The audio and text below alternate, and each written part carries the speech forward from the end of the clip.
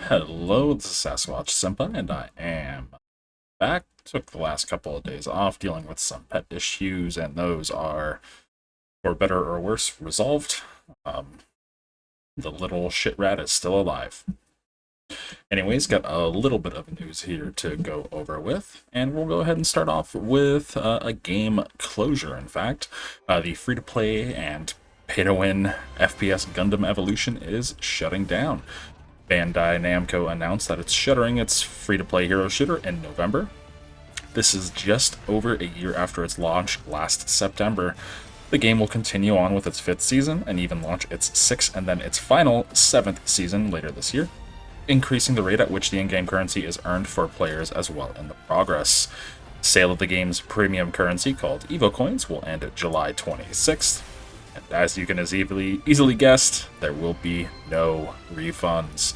Executive producer released a statement on their website announcing the shutdown of the title. He thanked the fans for their playing of it and their care of it, but unfortunately he said the model was not efficient and they could not continue in that state. Well, it seems increasingly worse and worse, these free-to-play live service games on the way. I do know that I played Gundam Evolution quite heavily at its launch. I thought it was a great idea, but then it became very prevalent that the Gundam suits that they were releasing for an exorbitant amount of in-game currency, but you could buy them with premium Evo coins, were just much stronger than what was available in-game or cheaply available in the game. And that's where the pay-to-win came in. That drove away its player base, even with its consoles and PC versions of the game. But, so yeah, if you're a fan of Gundam Evolution, you will be losing that game come this November. Also moving into a bit of Activision Blizzard news, which will predominantly dominate the rest of the news for this video. According to Blizzard, from its recent financial call with investors, Overwatch 2 engagement and player investment are declining. And honestly, this is really a no-brainer since the game was drastically altered with the promise of the PvE component, the reason for an Overwatch 2 existing to begin with, and that mode was discontinued even before reaching maturity and launching. On top of this, limited PvE modes will be coming to the game, but they are also going to cost an additional investment of $15, and that first one will be coming to us later this year, August 10th. A quote here from that earnings call. While engagement and player investment in Overwatch 2 declined sequentially in the quarter, the Overwatch team is looking forward to the August 10th release of Overwatch 2 Invasion. This will be the largest seasonal update yet, planned to include new PvE story missions, a new game mode, and a new hero progression system, as well as an additional hero. And continuing on with this Overwatch 2 news, alongside that August 10th launch of the seasonal content of Invasion, Overwatch 2 will be the first Blizzard game to release on Steam. The title will have a friendsless integration from your Battle.net account, crossplay to Battle.net, of course, as well as its own Steam achievements.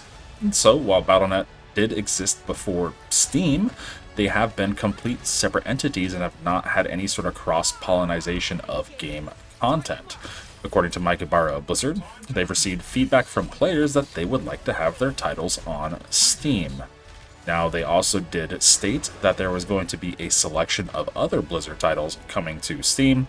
No indication as to what that is. The other major games through the Battle.net launcher that have appeared on Steam recently were the Call of Duty Modern Warfare games. So while something like World of Warcraft or something like Diablo 4 might not make it to Steam, you do have plenty of other titles that could make it there, such as StarCraft 2 and its expansions. You have Warcraft 3 Reforged, and you do have older Diablo titles as well. Who knows, double dipping into that Steam user base, you might get some people who just prefer to use Steam and purchase that game a second time. So, just transferring it over there might be beneficial to Blizzard. The Overwatch League is also currently facing an up to $114 million termination fee. So apparently at the end of the current season, teams will then vote on a new operating agreement. Teams that do not vote to continue under the new agreement will receive a $6 million buyout for their spot of the OWL, And that's where that total of $114 million comes from. According to their most recent earnings report, the AL attributes to under 1% of ABK's total earnings, so something much, much smaller than what they would like to have from something that's such like a premier esport event, at least on the outside.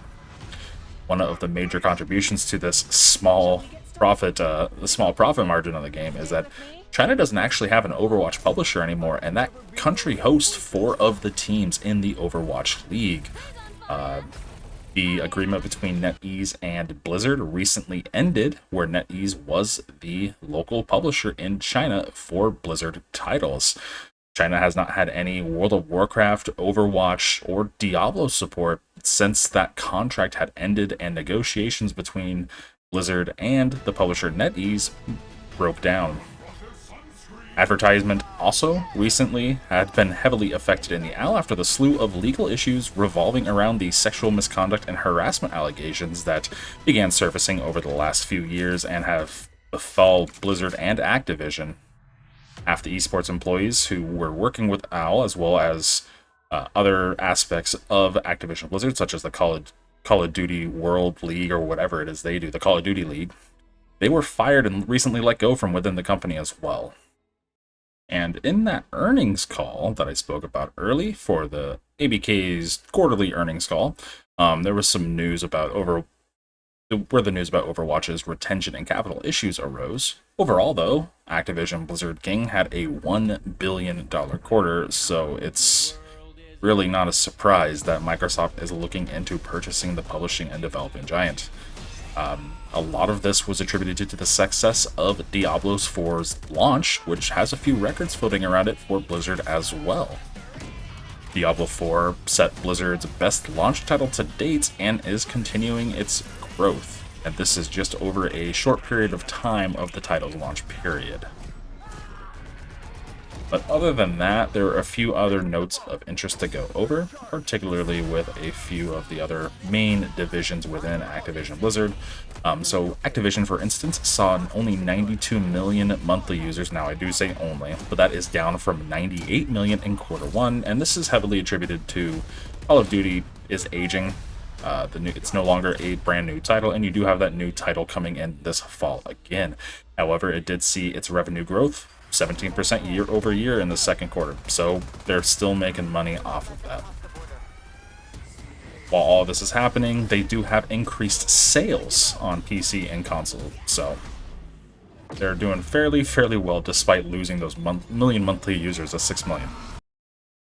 Blizzard itself, for the second quarter, it was 160% increase for users, and that is thanks to, like I said, Diablo 4, which they saw over 10 million users playing that in June, for a total of 700 million hours. And they said that retention trends for this title are particularly strong. They also did have some mention in here about, this is where the Overwatch 2 news came about player retention for the title being low. Where the August 10th was going to release that Overwatch 2 Invasion season, as well as the Blizzard titles were going to be coming to Steam. They also mentioned World of Warcraft a bit, that the team is delivering more content faster than ever following the November release of Dragonflight expansion for the modern game, and subscriber retention in the West remains higher than at the equivalent stage of the recent modern expansions. Obviously, they're referring to Shadowlands, which was an absolute disaster. Over on the mobile side of things with King, they were down to 238 million monthly active users from 243 million in Q1. Their revenue grew 9% year over year. That was a new quarterly record, so they're still doing great with Candy Crush. They also acquired an AI technology company, Peltarian, in June of last year. They're using machine learning technology to help King accelerate and produce a Candy Crush live operations and offer more relevant game content to players. So yeah, they're working on using more cases of generative AI to help assist developers in accelerating their workflows. So that's kind of interesting as well. King also has an advertising business which has grown year over year, particularly in the second quarter. So yeah, it seems to be doing fairly well for them. Microsoft did mention that mobile was a particular reason they were looking into acquiring Activision Blizzard King, that for Call of Duty Mobile and for King itself and Candy Crush. And we're just going to round off here with the news that everybody's been following, talking about the biggest technology merger in history, particularly between a vertical merger between a hardware manufacturer and then a primarily software developer. So Microsoft and ABK have extended their merger agreement until late October 18th. With the recent talks with the CMA about possible divestitures and remedies to the CMA's concerns, the merger agreement has been extended. 2 new breakup dates have been announced with this, one August 29th and the last one being October 18th. ABK will pay its shareholders an additional 99 cents per share. The breakup fee will now be a total of $4.5 billion if that does fail to close by October 18th for any reason. On August 29th, that fee is increased to $3.5 billion if either company wants to walk away at this point, but the extended agreement for this merger contract means they're really positive and happy about the steps they are taking currently with the CMA, particularly with the FTC's case essentially being donezo here stateside.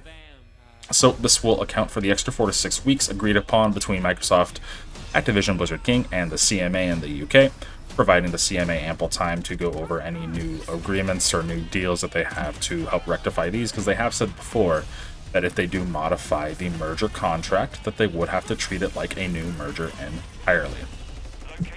They are playing really softball with the CMA, because earlier this week in fact, they had a session with the CAT, a judge for the tribunal there in the UK, and he pretty much told both sides, and he confirmed with Microsoft that they did want to extend it for the CMA and come to agreement there. That he said the CMA did not have a strong case because they were arguing for a market that doesn't readily exist. This would be like a company coming in saying, hey, you can't do this because that market doesn't exist and we don't like it. That's essentially what he was arguing for. Microsoft agreed to play softball with the CMA, so they are playing nice with that UK regulator to try to get a deal done, probably to go forward and show, goodwill with the regulators in case they do want to make any other acquisitions later down the road. And that could be important, that could be on their minds as well. It wouldn't be under near as much of a microscope for any sort of mess-ups. Over here on the other side with the last holdout, the FTC has stated no objection to the Microsoft request to withdraw the proceeding from the FTC's dockets. On July 18th, Microsoft submitted a filing for a motion to withdraw the FTC's complaint, in which the FTC accepted with no objection. This is coming after losing the initial injunction case as well as the appeals process through their preferred courts in the 9th District, both the 9th District courts and the appeals courts of the 9th District. Industry experts believe that the FTC had an increasingly unlikely chance against Microsoft and ABK as the trial went on. There are murmurs that the FTC, however, is looking to refile its case or look to reach a settlement with Microsoft. So, I can gladly say over here to my fellow US taxpayers, this is our government at work, going for a round 3, well, technically going for a round 4, when they already forfeited round 3 and lost the first 2. So they could be 0-4 against Microsoft about the same merger. Rejoice. Well, thank you for tuning in. I will be playing Remnant 2 here shortly for a review as well for that game. Been looking forward to it for so long.